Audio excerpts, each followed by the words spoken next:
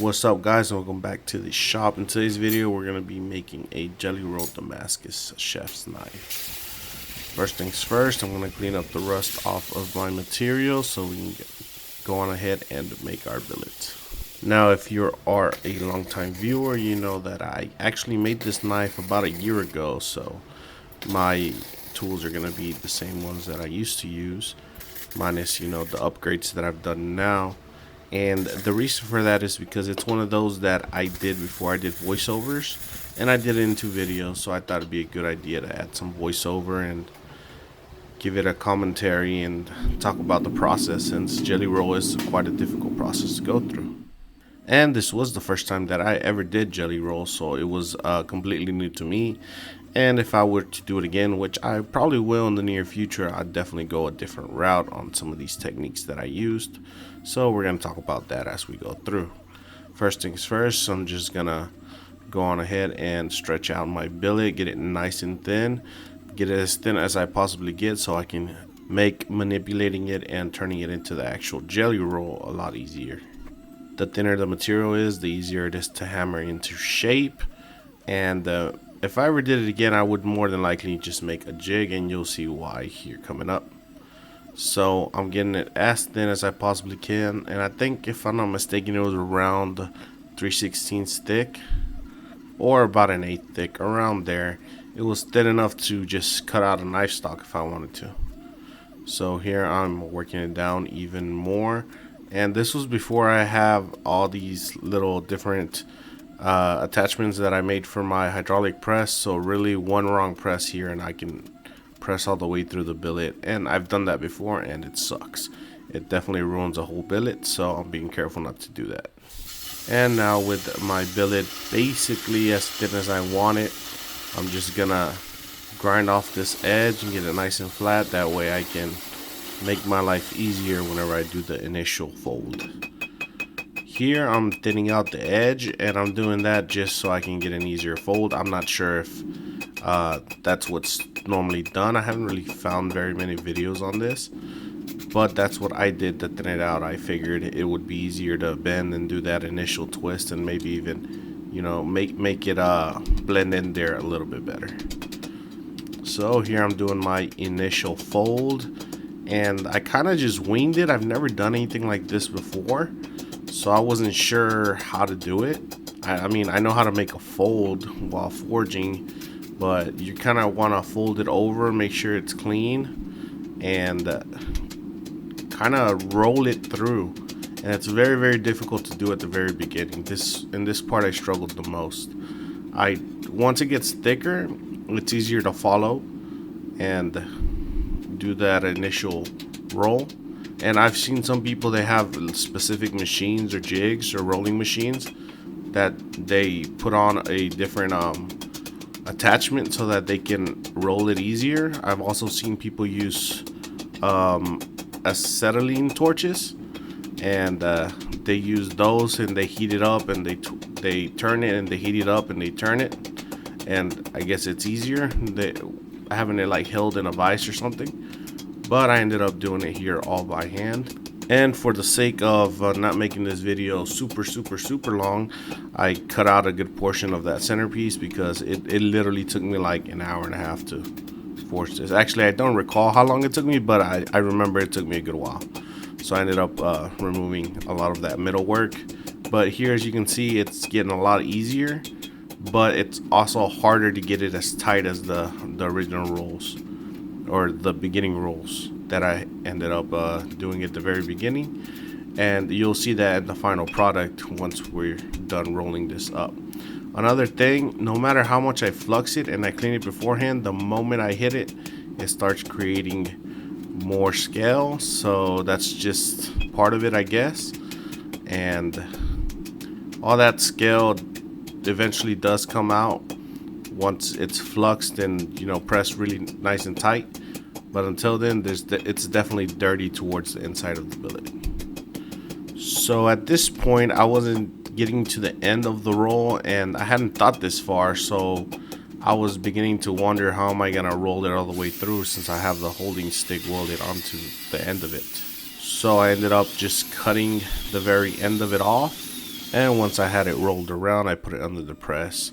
Moving forward, I'd probably make special dies for this instead of just going with the flat dies the way I did here.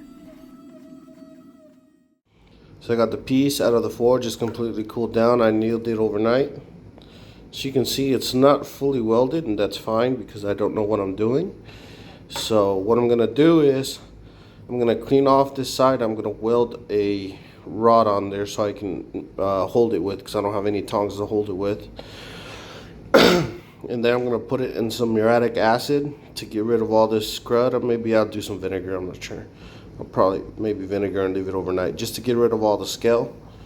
And then now that I have the rod on there and I can manipulate better, I'm gonna go in and forge weld all of it together on the press. So that's the plan. Let's get to it.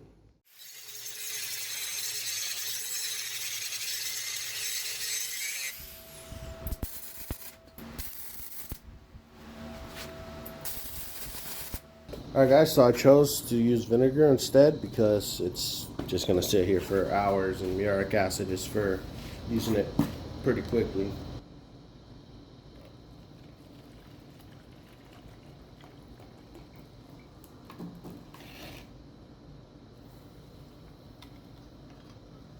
So it's been about 24 hours. Let's pull it out. It's looking clean, I hope.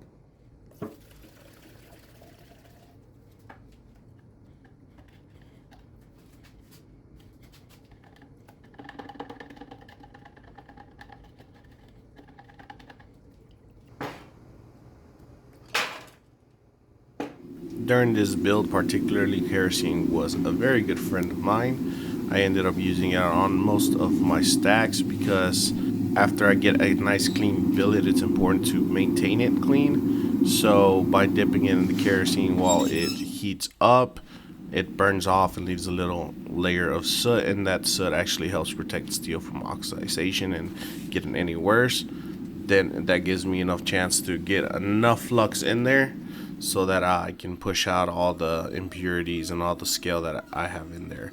Here I am using my angle dies, that way I can press from all different directions, and I'm hoping to be able to get a nice solid forge weld. Since it was spun around, it's kind of really hard to get it enough pressure in all directions to ensure a good forge weld. And so that was my hope, that by doing that and having pressure on all sides, I get a nice forge weld, as well as squaring it up so I can cut it and restack it down the line. And most of this was just back and forth, stretching it out and getting it squared out so that I could cut it and restack it here in a minute.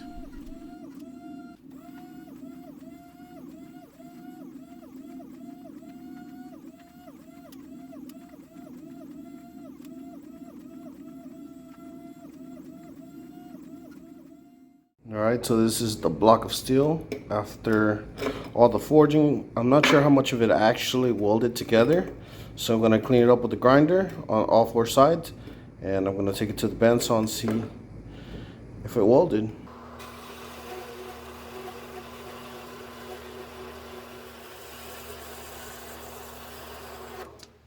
Alright guys, so this thing did not weld. You can see all the parts in there are the cracks, so I'm not sure how welded this is. I'm gonna go on ahead and cut it in the center and see what the center is looking like. Alright, so I got it cleaned up, and I still have a little nick right there where it's not fully forged, but I'm gonna put in the acid, see what it looks like. I could probably cut it up, and whatever's not fully forged might be forgeable once I stack. So hopefully that works out in my favor, but for now, let's put in the acid.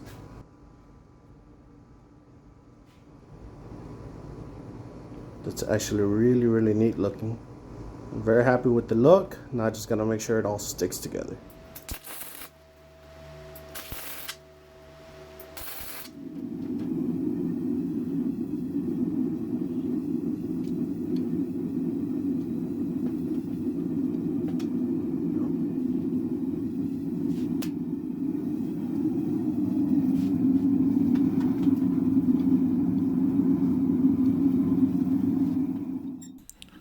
now we're on to our forge weld, and this part was very nerve-wracking because I've never really just forge welded a stack like this. I have tried before with different billets, definitely a lot thicker than what this was, and I've actually put it under the press and bent it, so I was afraid of bending it and cracking it all over, so I ended up doing it by hand.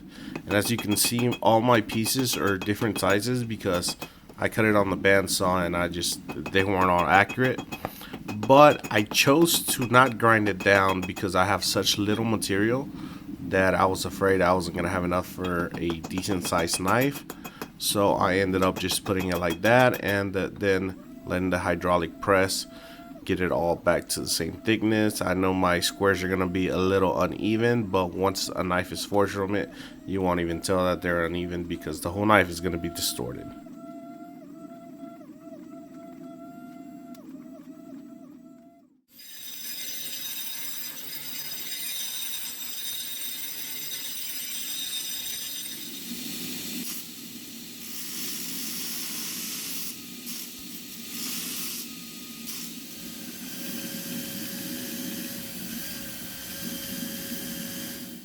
And with the billet surface ground to a very nice finish, I couldn't resist myself and I had to put it in some ferric chloride to see what that pattern looked like. And I was not let down. This jelly roll looks extremely nice and I'm very happy with it. It's sitting right around 5 inches by half an inch thick by 1 1/4-ish. So we're going to be forging this out into a knife today. I'm thinking about forging it into a hidden chef's knife. We'll see if we get enough material for that. I'm not sure on the size of the chef's knife. Hopefully I get a 6 to 7 incher, but we're just going to have to find out. I'm not sure how big I can get with this much steel, but that is the fun in learning and trying. So let's get to it.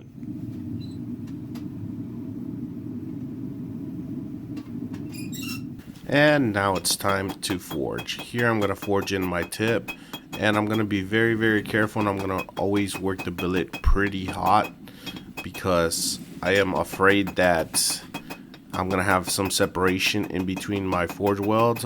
They are solid and they held up pretty well, but that does not remove the fear of it wanting to split, especially considering this first time I do any kind of welding like this. This isn't a tile weld where they have a good amount of material to hold on to. I just stacked them together, so it was pretty nerve-wracking.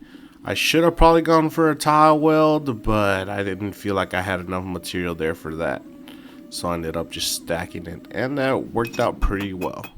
So here I'm just gonna keep forging out the tang, and a lot of this is just pretty much standard repetitive forging back and forth, working on my tang, extending it, and working that material in. I had ended up with a very little amount of steel, so I ended up going with a hidden tang versus a full tang. I know many makers prefer a hidden tang because it's easier for them, I guess. I prefer a full tang because those are the knives I started working on, and just to me it's easier to do a full tang handle. Though whenever you're doing a Damascus full tang handle, a lot of people grind off all the way around the handle to make it easier and not etch it, but I like to etch all the way around the handle, so that avoids that problem, and I think overall it's a better look. So here I am using my crosspeen hammer, and I'm just forging and pulling down all that steel. I'm trying to get it as tall as possible on the heel and bring down the rest of that material. I do not trust my press at this point to do it with the press, and so I ended up just doing it all by hand and then forging out the length as much as I could. A crosspeen hammer works pretty good for this, I'm not gonna lie, and it did quick work of what I was doing. Nowadays, since I have a lot more control in my hydraulic press, I don't really use the crosspeen as much, and I just use my drawing dies, my sideways drawing dies, to get the length and the width that I need for my knives. But at this point I didn't have that, and my press didn't have as much control as it has now. So I probably moving forward, I just do it with the press because it's faster and easier. But it's cool to hand forge every now and then. So here I'm just forging in my bevels. I'm trying to get it as forged as possible because I have such little material and I want to make sure it goes as far as it can. Though that can also be counterproductive since this is a Jellyroll Damascus knife, and by doing so I'm running the risk of not being able to ground off all the scale that's going to be left on there to fresh clean steel, or I'll have decarb around the edge, which I don't have any decarb on my edge, but I do believe that I had a spot or two with a little bit of decarb towards the top of the knife, but it's very barely visible, and overall it doesn't really affect the look of the knife, which I was very happy with at the end of the build. So here all I'm doing is planishing the knife and getting it as flat and as even and clean as possible. And to do that I have to forge it at a pretty low temperature and just tap away to make sure I get a nice even surface finish, so that I have to grind less material.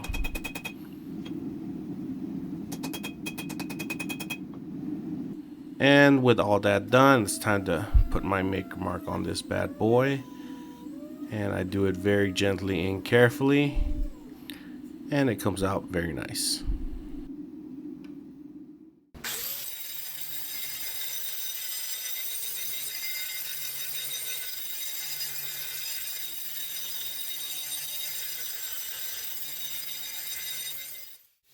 And now we're on to the grinding. The grinding was pretty quick on this knife since I forged it pretty close to the shape that I wanted. All I really had to do was grind in the tip and even out the edges, the surface finish, which wasn't too bad, and onto our heat treat.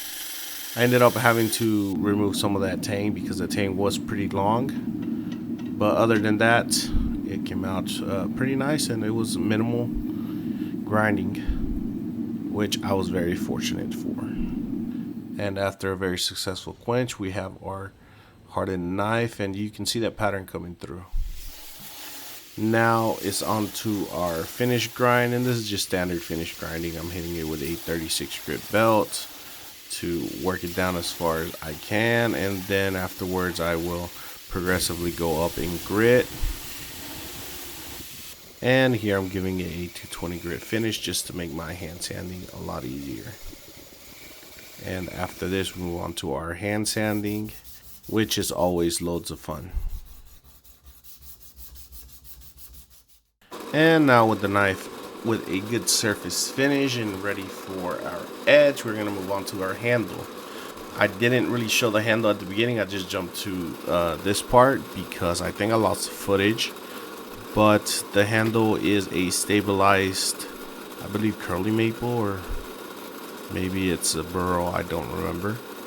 But it's a very, very pretty dyed piece of maple, I believe. And after my hole is drilled, I'm just heating up the very tip of the tang, and I forgot what this is called, but I'm basically bedding in the tang of the knife into the handle block by heating it up and pushing it in there, and it kind of just burns its way through. I think it's called a burn through now that I think about it.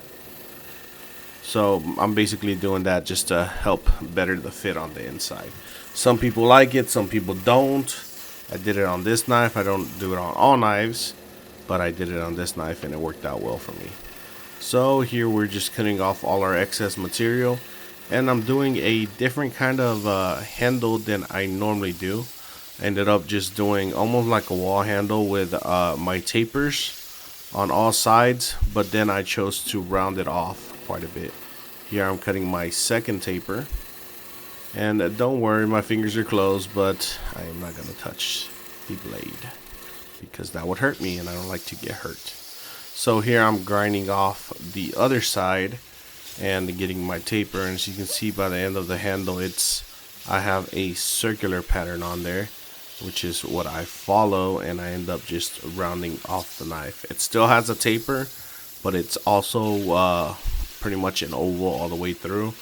I didn't really like this handle style, so I didn't do it again, but I feel like I have better grip whenever I do a wall style handle, which basically means multiple edges, and then I just blend them in versus going just full, oval. And here I tried something else, which was make little divots at the front of the handle, I guess, not the base, or maybe it's the base of the handle.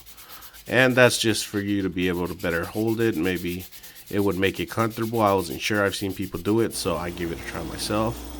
And after hand sanding it to about 1,000 grit, we're ready for a polish. And if I do say so myself, that polish came out very nice.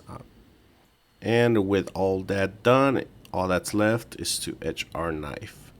Here is where I ask you guys to like, comment, and subscribe if you like the video, you like the voiceover, you learned something new, or you just enjoyed the build or got some entertainment out of it.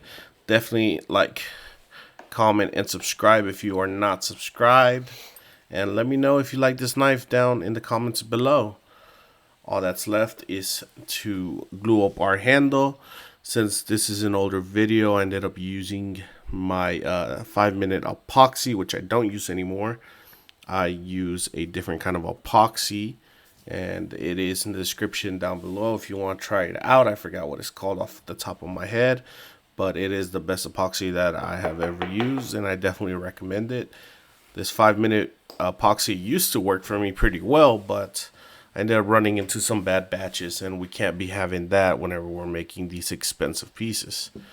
So here's a final look at my knife completed. Not the happiest with the shape of the knife or the handle, if I'm being quite frank. Overall, it is a very nice piece, but I tried some new things, and I try to, make my steel work. For me, overall, it's definitely a very beautiful knife, and it will definitely cut, even though I didn't do a cut test. And overall, it's a nice little knife that hopefully someday in the near future will find a new home and somebody that will take very good care of it. Overall, I'm very happy. The Jellyroll is very cool, and I will be trying to get it in the future. So always, guys, thank you very much for watching, and I'll catch you on the next one. Peace.